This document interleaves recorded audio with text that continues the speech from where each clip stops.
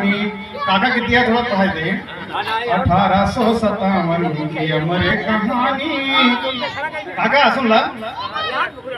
गोरों से लोहा लहली झांसी वाली रानी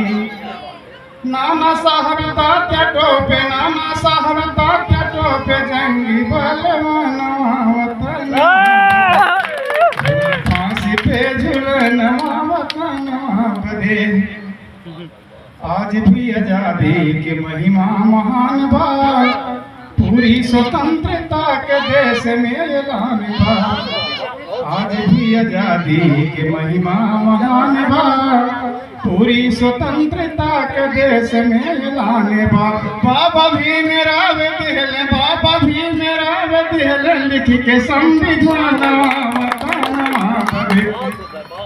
झूले फांसी पे झूलनवा वतनवा बदे पहला अंक और काका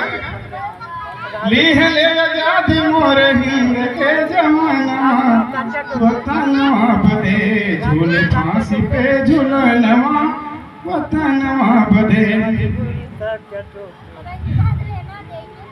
चलिए ठीक है बहुत